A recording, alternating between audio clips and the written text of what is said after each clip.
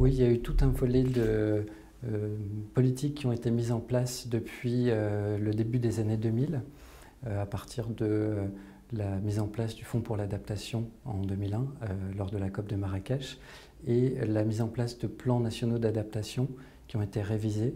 au fur et à mesure. Et donc la COP de Paris, en fait, est aussi une occasion de voir les progrès accomplis dans ces matières d'adaptation au niveau des politiques nationales. Il reste une fracture nord-sud dans la mesure où les capacités d'adaptation ne sont pas les mêmes.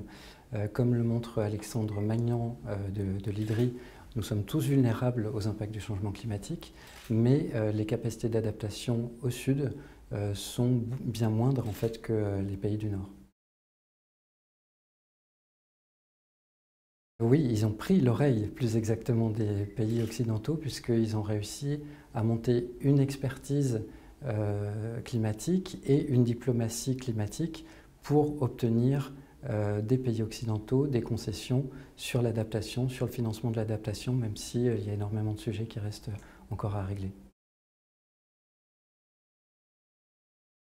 Alors l'attention est souvent focalisée sur les enjeux de réduction, qui sont effectivement cruciaux, et c'est le point de départ des enjeux climatiques, avec une alerte qui a été bien montrée par les scientifiques au fil des années.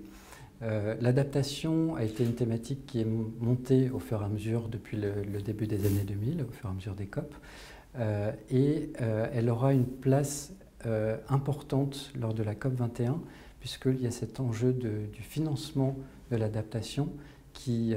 reste assez prégnant, notamment au sein du Fonds vert, pour pouvoir trouver un mécanisme d'alimentation du Fonds vert et atteindre l'objectif des 100 milliards de dollars envisagé d'ici 2020 pour le Fonds vert, à égalité entre l'équilibre en tout cas entre l'adaptation et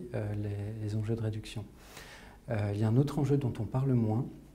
en fait, qui sera aussi un point de divergence, un point de conflit entre pays du Nord et pays du Sud, c'est les pertes et dommages, ou loss and damage en anglais. C'est le fait que des impacts du changement climatique vont dépasser dans certains endroits toute mesure d'adaptation. Et donc il y a cet enjeu à prendre en compte pour savoir comment on peut financer, réparer ces dommages, et certains aspects aussi qui sont au-delà du financier, qui peuvent être culturels, par exemple comment on peut mesurer, qu'est-ce qu'on peut faire dans le cas de la disparition d'une culture au niveau d'une île qui serait engloutie sous les eaux.